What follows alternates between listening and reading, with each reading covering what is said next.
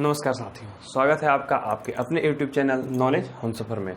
तो हम लोग अपने टॉपिक पर डिस्कस करते हैं। अभी जो हमारा आज का टॉपिक है वो है कंटिन्यूटी।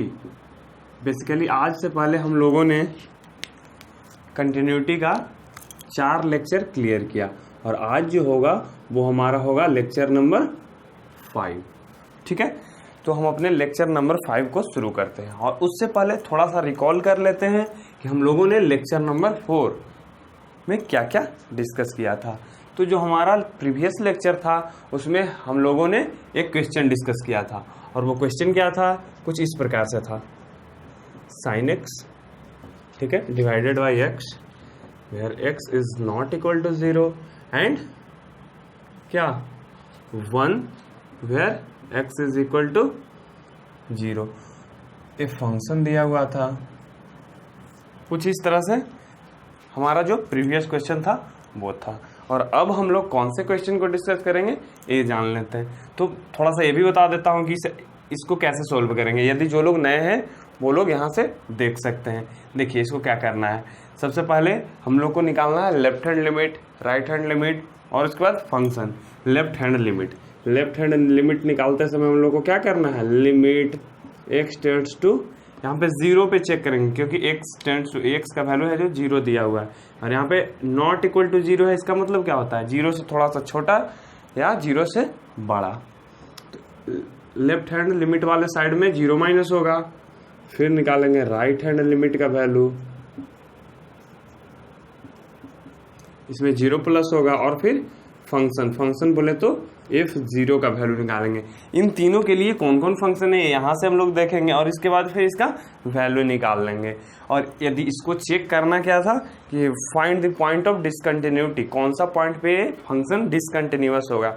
ये फंक्शन जो था वो कंटिन्यूअस था एक्चुअली पे, जैसा हम लोगों ने प्रीवियस लेक्चर में देखा। तो वहाँ का क्या आंसर यहाँ हो जाएगा, there is a no point of discontinuity. ठीक है, ये तो बात हुई इस क्वेश्चन की। अब हम लोग कौन से क्वेश्चन को देखेंगे ये जरा देख लीजिए। कुछ इस प्रकार का ही क्वेश्चन है, तो आप लोग इस क्वेश्चन को बना भी सकते हैं खुद से और फिर जो लोगों को परेशानी होगी उनके लिए सॉल्यूशन भी यहाँ पे मिल जाएगा। मतलब यहाँ पे हर एक कंसेप्ट को समझा दिया जाएगा। चलिए तो हम अपने क्वेश्चन को देखते हैं और जो आज का हमारा क्वेश्चन है वो कुछ इस प्रकार से,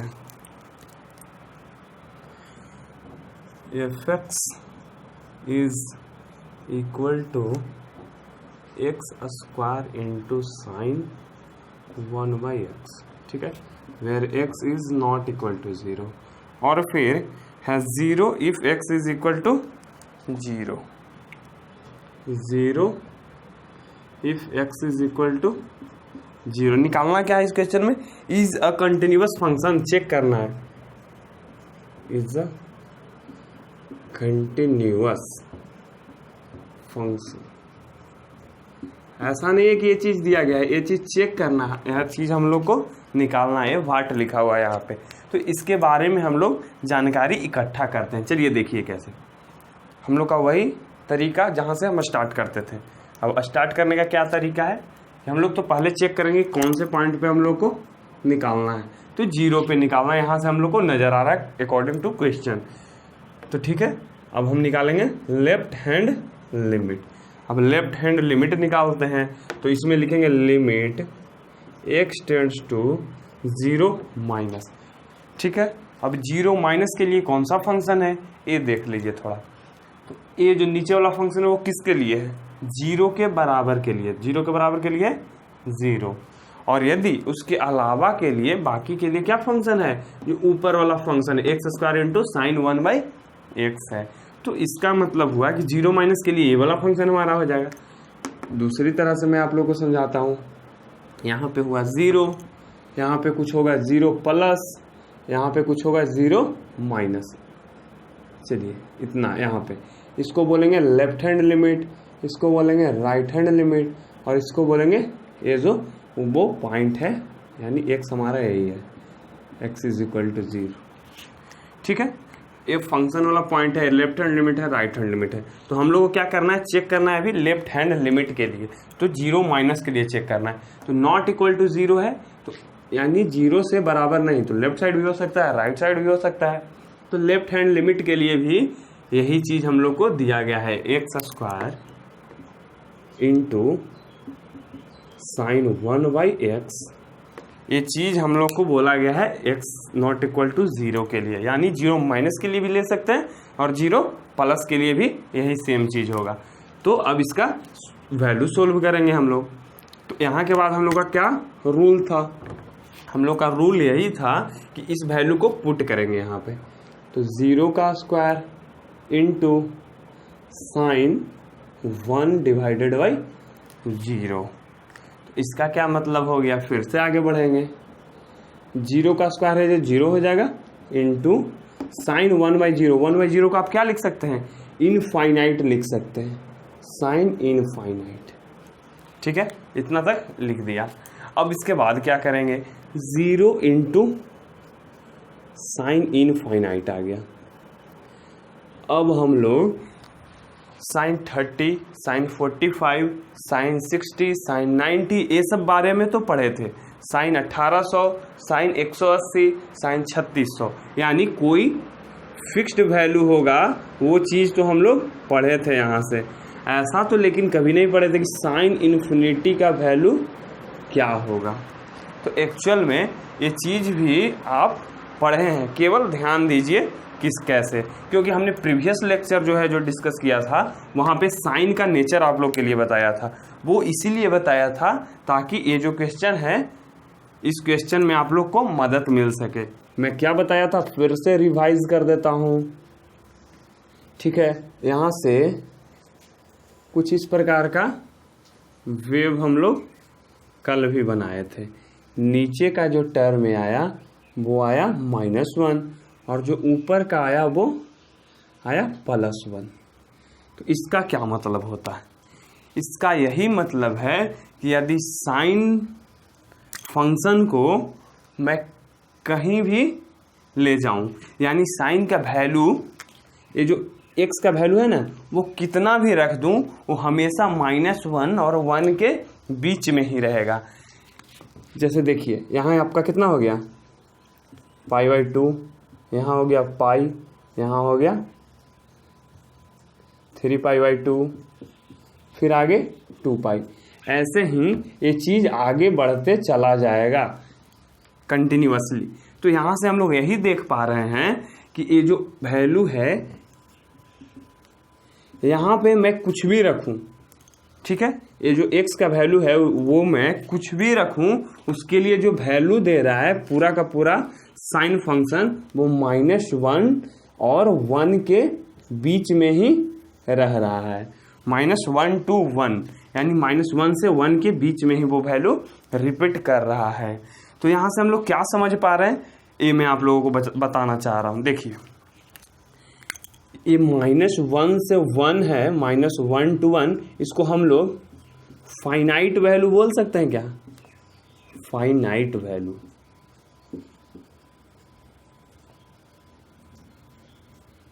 अब फाइनाइट वैल्यू का क्या मतलब है, अब मैं यहाँ से आप लोग को यही बताना चाह रहा हूँ फाइनाइट वैल्यू बोल के कि -1 से 1 के बीच में ही कहीं होगा ना।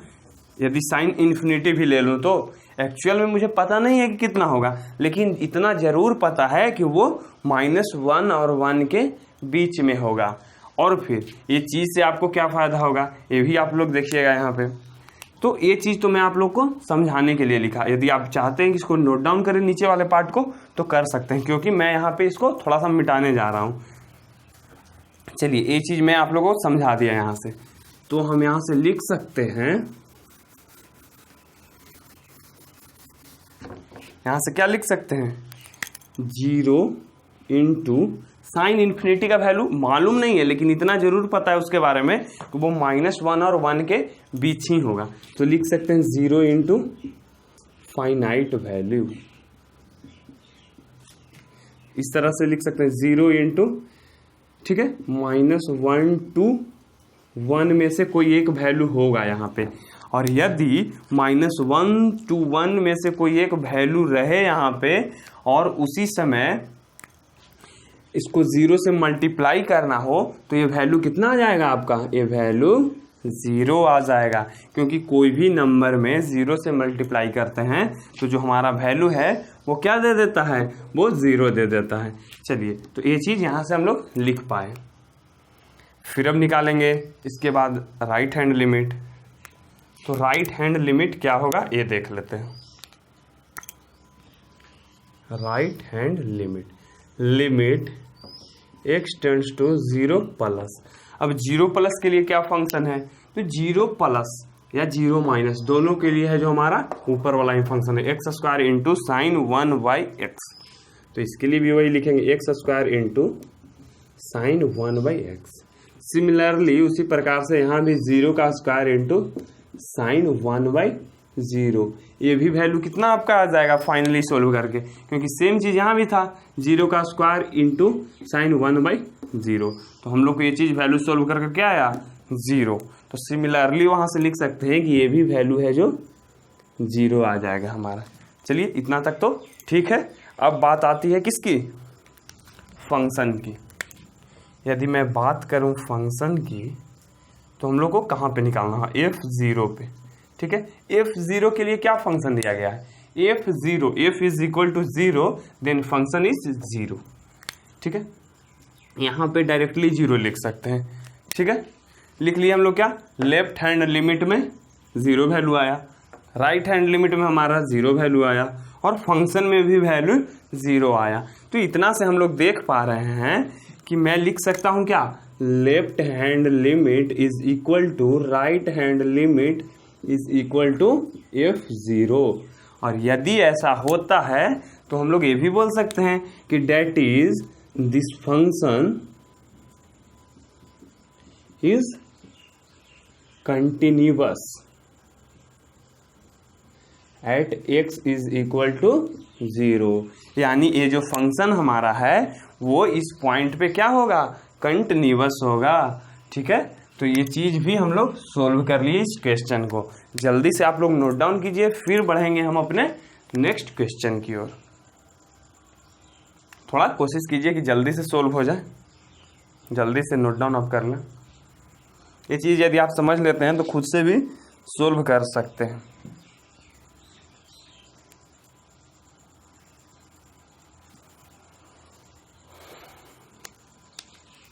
ये क्वेश्चन जो था हमारा वो सोल्व हो गया, और बहुत ही आसानी तरीके से सोल्व हो पाया है, क्योंकि हम लोगों ने ऑलरेडी प्रीवियस लेक्चर में इसका कंसेप्ट है जो कवर कर रखा है पहले से। यदि लिमिट आप नहीं पढ़े हैं तो आपको थोड़ी परेशानी हो सकती है, इसलिए मैं आप लोगों को सजेस्ट करूंगा कि आप है जो हमारे प्लेलिस्ट से जाकर लिमिट का लेक्चर भी देख सकते हैं, तो आपको फिर बिल्कुल परेशानी नहीं होगा ये सभी क्वेश्चन में। चलिए, इसको हम मिटाते हैं। आप लोग नोट डाउन कर लिए हैं तो बहुत अच्छी बात है, नहीं तो आप इसका स्क्रीनशॉट लेकर भी नोट डाउन कर सकते हैं, या फिर आपको यूट्यूब फैसिलिटी देती है वीडियो को रोक कर नोट डाउन करने के लिए। चलिए, ये चीज़ तो हम लोग समझ लिए। अब बढ़ेंगे अपने नेक्स्ट क्वेश्चन यानी नेक्स्ट कंसेप्ट की ओर। बेसिकली कंसेप्ट हम लोगों ने क्लियर कर रखा है, अब बस क्वेश्चन प्रैक्टिस सेशन चल रहा है। तो यदि क्वेश्चन प्रैक्टिस सेशन को आप अटेंड करते हैं तो फिर इसके बाद आपको एक भी क्वेश्चन ऐसे नहीं मिलेंगे जो आपसे नहीं हो पाए। तो अब नेक्स्ट क्वेश्चन देखते हैं, और नेक्स्ट क्वेश्चन क्या है जरा उसको नोट डाउन किया जाए बोर्ड पे अपना। चलिए, नेक्स्ट क्वेश्चन हमारा है, कुछ वैल्यू निकालने का प्रोसेस हम लोग जानेंगे यहाँ पे। अब क्या वैल्यू निकालना है ये चीज़ देख लेते हैं। चलिए, kx² है if x is less than और इक्वल टू 2, और 3 है if x is greater than 2। अब चेक कहाँ पे करना, चेक नहीं, at x is equal to 2। इसमें बोला गया find the value of k so that the function f is continuous at the incident point. Incident point नहीं, इंडिकेटेड पॉइंट। चलिए, at x is equal to 2 this function is continuous, then we have to find the value of k। हम लोगों को अब यहाँ पे k का value निकालना है और दिया क्या गया है कि ये जो फंक्शन हमारा, ये जो फलन हमारा है x बराबर 2 पर कंटिन्यूअस है। कंटिन्यूअस बोले तो संतत है, लगातार है। यानी इसका क्या मतलब होता है, बेसिक मतलब यदि मैं बात करूं तो left hand limit is equal to right hand limit is equal to function यानी f2। ठीक है, ऐसा दिया गया है, ऐसा हम लोग लिख सकते हैं। क्यों लिख सकते हैं, क्योंकि बोला गया कि ये फंक्शन कंटिन्यूअस है at x is equal to 2, तो वहां से हम लोग ऐसा लिख सकते हैं। चलिए ये चीज लिख लिए। अब फिर बढ़ते हैं पुराने तरीके से, और वो जो पुराना तरीका है वो यही है कि हम लोग सबसे पहले लेफ्ट हैंड लिमिट निकालने वाले हैं। Limit x tends to 2 minus 2 से छोटा के लिए कौन सा फंक्शन है। तो इतना क्वेश्चन करने के बाद आप बिल्कुल समझ पा रहे होंगे कि ये तो इजी क्वेश्चन है। डायरेक्टली हम लोग यहाँ से देख रहे हैं कि 2 माइनस बोले तो ये जो हमारा फर्स्ट फंक्शन यानी kx², 2 से बराबर या 2 से छोटा के लिए है जो फंक्शन, ये चीज दिया गया है। चलिए पुट करेंगे वैल्यू 2 का स्क्वायर। ठीक है, यहाँ से k इंटू 2 का स्क्वायर, तो हम लोग को आ जाएगा यहाँ से 4k आ गया है। फिर अब निकालेंगे क्या, बोलिए जल्दी से, राइट हैंड लिमिट।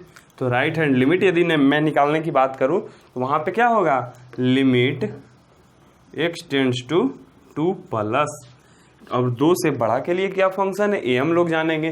तो यहाँ पे फिर से वापस आते हैं, 2 से बड़ा। ठीक है, यहाँ पे आ गया। अब 2 से बड़ा के लिए फंक्शन डायरेक्टली हम लोग को 3 दिया गया है, तो लिख सकते हैं इसको 3। क्योंकि इसमें कुछ वेरिएबल का पार्ट ही नहीं है तो हम लोग कहाँ से वैल्यू पुट करेंगे, नहीं करेंगे, तो डायरेक्टली 3 आ गया। फिर अब फंक्शन की बात आती है। फंक्शन बोले तो f2। ठीक है, f2 पे यानी 2 के इक्वल यदि होगा तो उसके लिए कौन सा फंक्शन दिया गया है, तो ऊपर वाला kx²। kx² का मतलब होता है k into 2 to the power 2 यानी 4k। और अकॉर्डिंग टू क्वेश्चन हमें दिया गया है, अकॉर्डिंग टू क्वेश्चन हमें बोला गया है कि this function is continuous at that given point, यानी x इज इक्वल टू 2 पे फंक्शन कंटिन्यूअस है। इसका मतलब L is equal to RH, L is equal to F2। तो यहाँ से हम लोग डायरेक्टली इसको इक्वल कर देते हैं। क्यों इक्वल कर रहे हैं मैं आप लोगों को फिर से बता रहा हूँ। ये फंक्शन दिया गया है कि ये चीज कंटिन्यूअस है, यदि कंटिन्यूअस है तो उसका क्या क्राइटेरिया था कि left hand limit, right hand limit और F2 यानी फंक्शन बराबर होगा। तो वही चीज कर देते हैं सेम। उससे क्या फायदा होगा, ये जो k का वैल्यू है वो मेरा निकल कर सामने आ जाएगा। चलिए तो हम लोग पुट करते हैं इसको, left hand limit is equal to right hand limit is equal to F2। यहाँ से क्या हम लोग को मिला, यहाँ से हम लोग को यही मिला। चलिए यहाँ से हम लोग को ये मिलने वाला है कि जो हमारा 4k है वो 3 के बराबर है। 4k is equal to 3। ठीक है, यदि 4k 3 के बराबर है और हमें क्वेश्चन में k का वैल्यू पूछा जा रहा है तो डायरेक्टली नहीं लिख सकते हैं k इज इक्वल टू 3/4, आसानी से लिख सकते हैं क्योंकि ये तो होगा ही। और यहाँ से हम लोग k का वैल्यू निकाल लिए और यही चीज़ हम लोगों को क्वेश्चन में पूछा गया था। तो इस क्वेश्चन को भी हम लोगों ने सोल्व कर लिया, वो भी बिल्कुल आसान तरीके से। तो ये चीज़ क्यों हो पा रहा है, हर एक क्वेश्चन को धीरे धीरे करके हम लोग सोल्व करते जा रहे हैं, वो इसलिए हो पा रहा है क्योंकि हम लोगों ने प्रीवियस लेक्चर में पूरे के पूरे कंसेप्ट ऑलरेडी कर रखे हैं। तो चलिए इसको भी आप नोट डाउन कीजिए, फिर बढ़ेंगे हम अपने नए सफ़र में यानी नए क्वेश्चन पे। चलिए इसको जल्दी से नोट डाउन कीजिए।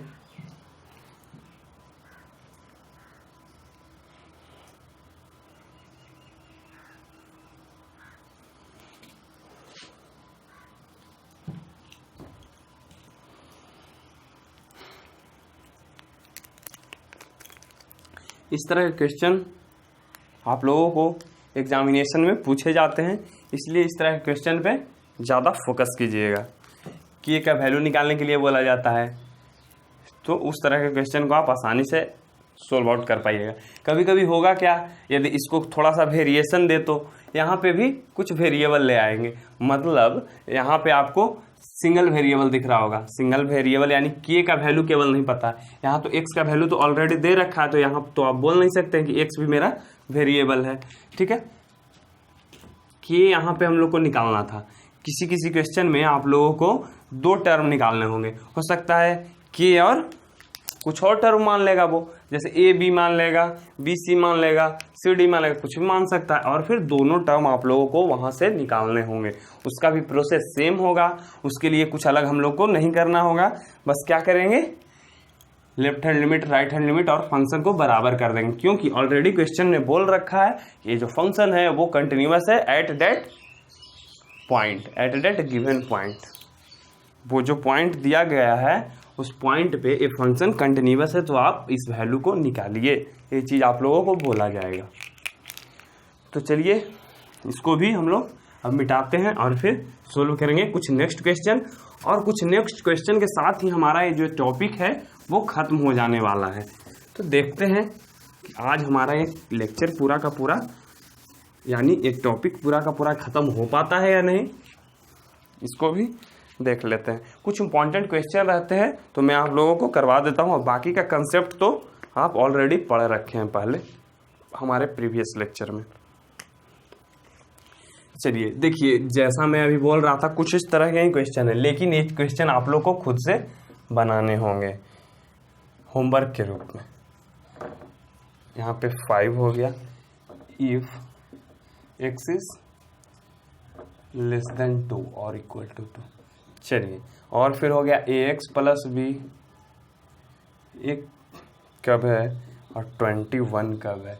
ये है if x is greater then और इक्वल टू 10, और ये है इफ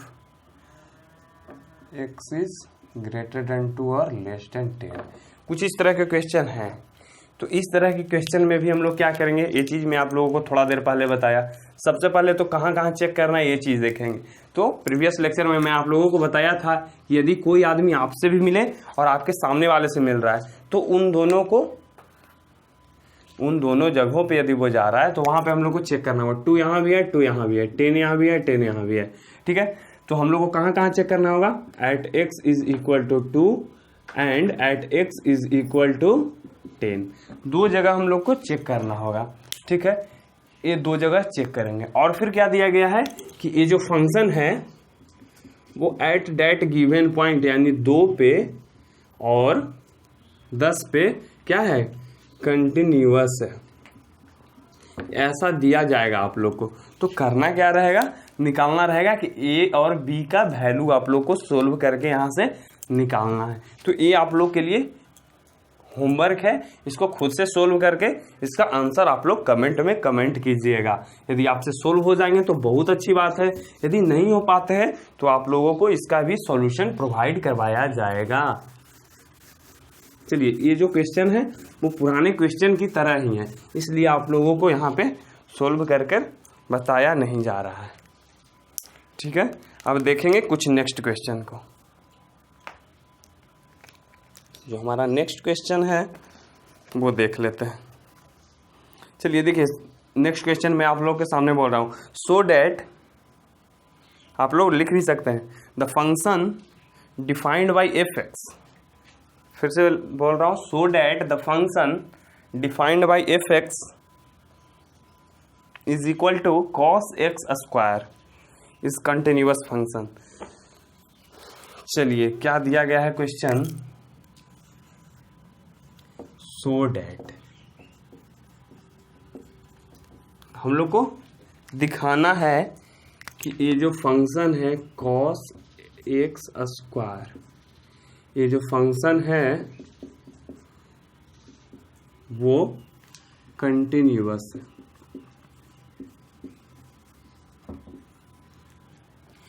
इस क्वेश्चन के कंटिन्यूटी के बारे में हम लोग को बताना है।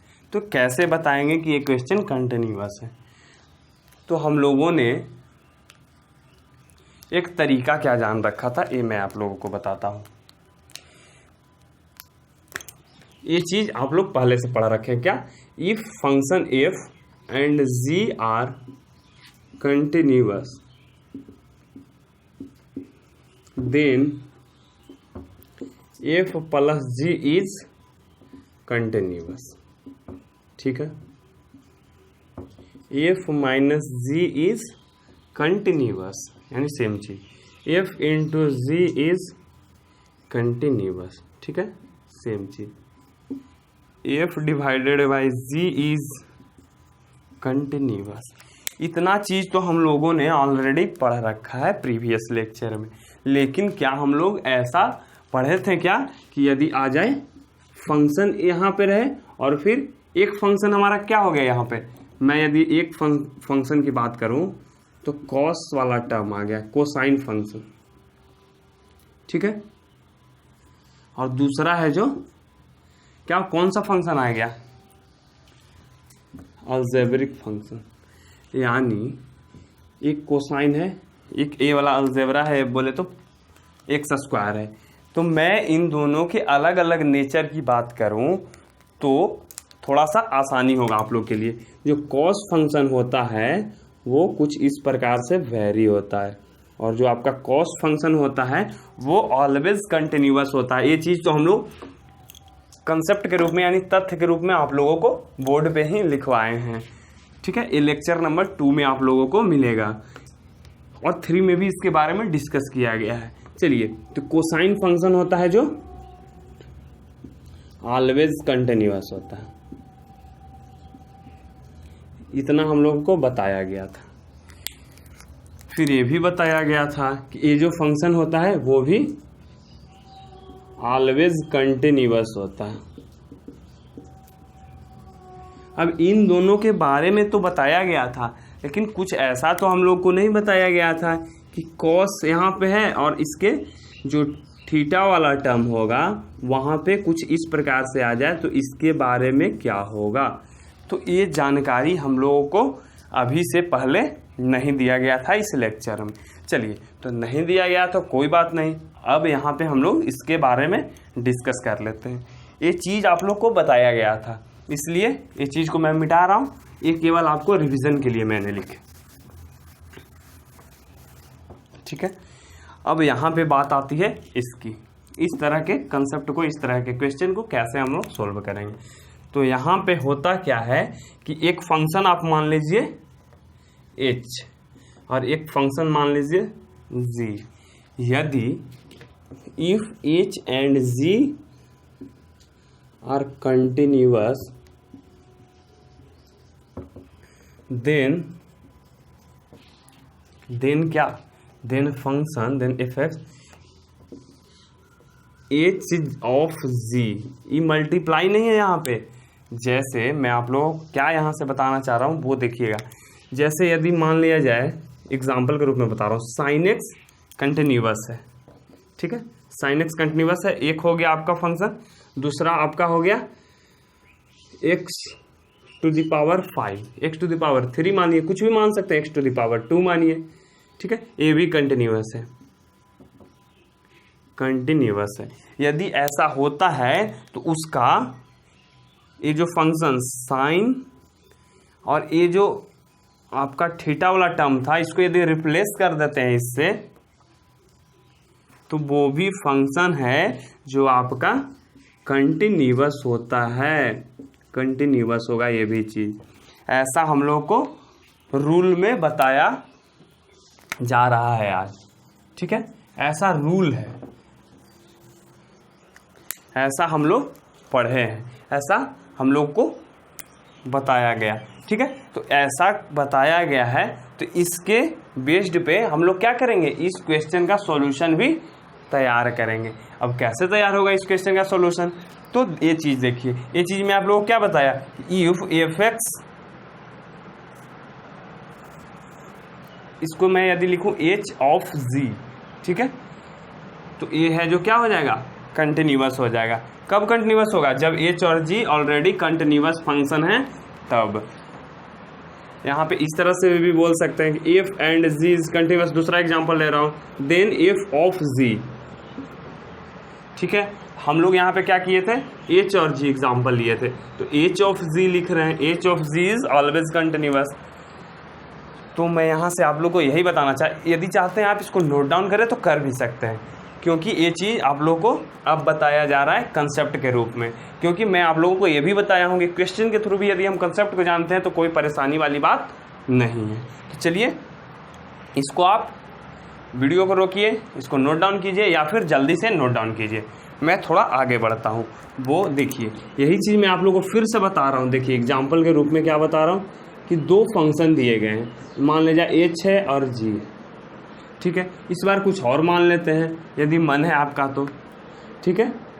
ई है और एफ है, दो फंक्शन दिए गए हैं और दोनों फंक्शन हैं at given point at given domain continuous है। देन क्या हो जाएंगे, e of f is always continuous at that given point और इन दैट डोमेन, ठीक है। आप लोग यहाँ से हर एक चीज़ को समझ पाए होंगे, और यदि मैं इस क्वेश्चन को आप लोगों को बताऊं तो वहाँ से भी आप समझ सकते हैं। इसको जल्दी से नोट डाउन कीजिए और बढ़ेंगे हम अपने इस क्वेश्चन के सॉल्यूशन की ओर। चलिए आपको लिखना क्या है ये भी मैं आप लोगों को बता देता हूँ। इतना जो चीज़ एग्जाम्पल के रूप में लिखा है ये चीज़ आप नहीं लिखेंगे भी तो कोई बात नहीं। चलिए मैं फिर से लिखवा दे रहा हूँ आप लोग के लिए। रूल क्या है हम लोग के लिए, if there is a two function h and g and both two functions are h and g are continuous